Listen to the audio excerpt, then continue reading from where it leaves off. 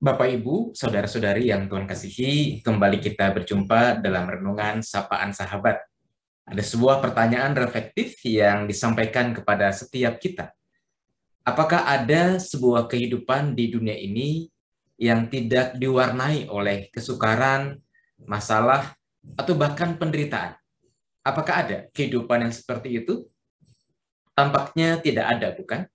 Setiap kita, tanpa terkecuali, baik orang kaya, orang miskin, pelajar, profesional, ibu rumah tangga, bahkan pendeta sekalipun, pasti dalam kehidupannya menghadapi berbagai macam kesukaran, persoalan, bahkan penderitaan.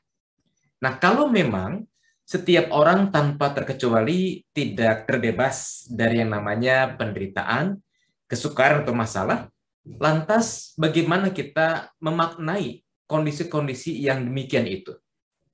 Menarik kalau kita perhatikan Alkitab, baik itu Perjanjian Lama maupun Perjanjian Baru, ternyata di dalamnya diwarnai oleh kisah-kisah tentang pergumulan umat Tuhan di tengah-tengah kesengsaraannya. Sebagai contoh, bangsa Israel ketika ada di Mesir, mereka ditindas untuk menjadi budak dalam rangka mendirikan kota-kota perbekalan Pitom dan Ramses. Kita pun juga melihat ketika orang-orang Israel telah tiba di tanah Kanaan, ternyata mereka menghadapi situasi ditindas juga oleh bangsa-bangsa di sekitarnya. Silih berganti Tuhan membangkitkan hakim untuk menolong mereka keluar dari penderitaan mereka. Perjanjian Baru pun tidak kalah dengan kisah-kisah yang penuh penderitaan dialami oleh orang-orang Kristen di gereja perdana. Kitab Wahyu, surah 1 Petrus mengisahkan tentang aneka macam perjuangan orang Kristen di tengah-tengah kesengsaraannya. Nah, kalau memang kehidupan umat Tuhan secara umum bahkan kehidupan manusia tidak terlepas dari kesyukuran dan penderitaan, lantas bagaimana kita memaknai hal ini? Saya mengajak kita pada hari ini merenungkan apa yang dikatakan dalam surat 1 Petrus pasal yang keempat ayat yang ke-16. Firman Tuhan berkata, "Tetapi jika ia menderita sebagai orang Kristen, maka janganlah ia malu, melainkan hendaklah ia memuliakan Allah dalam nama Kristus itu." Ada beberapa hal yang bisa kita cermati. Yang pertama adalah kalau kita sebagai orang-orang Kristen menderita, firman Tuhan mengatakan janganlah malu. Lebih lanjut, kalau kita mencermati surat 1 Petrus ini, ada 3 perikop setidaknya yang bicara tentang penderitaan. Itu berarti umat yang disasar oleh surat ini memang sedang menghadapi penderitaan yang sungguh. Dan dalam bagian yang lain dikatakan bahwa kalau kita menderita karena kita berbuat baik, itu lebih baik daripada kita menderita karena kita berbuat jahat.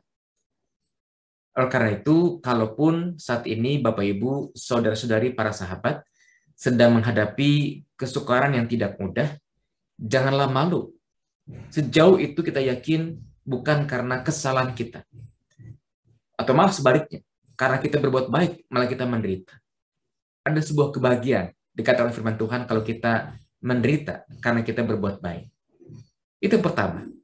Yang kedua, kita perlu punya sikap mental agar dalam menghadapi penderitaan itu kita berupaya untuk memuliakan Allah. Bagaimana caranya?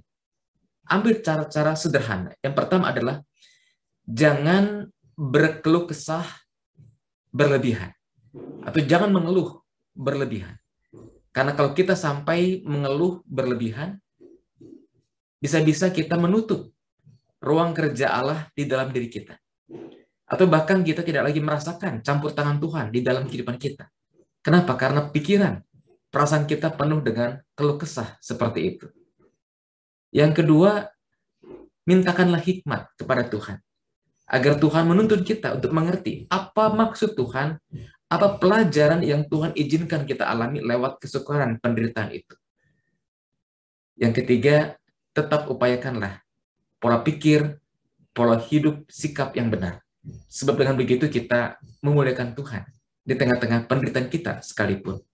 Karena itu, para sahabat yang terkasih, tetaplah berani berdiri menghadapi kesukaran kita. Dan kita berjuang agar melalui kesukaran itu, Tuhan dapat dimuliakan. Penderitaan Kristus di kayu salib bukankah menunjukkan bahwa Tuhan Yesus tidak malu. Ia menempuh jalan salib, jalan yang begitu nista, jalan yang dianggap sama dengan penjahat. Karena dengan menempuh jalan penderitaan itu, Yesus tahu bahwa ia harus mempermuliakan Bapa di sorga. Dan ia mati di kayu salib untuk membawa kemenangan bagi saya, bagi Bapak Ibu, saudara-saudari sekalian. Dan disitulah dia memuliakan Tuhan, memuliakan Bapanya di sorga. Maka kita pun juga diundang untuk menghayati semangat yang sama.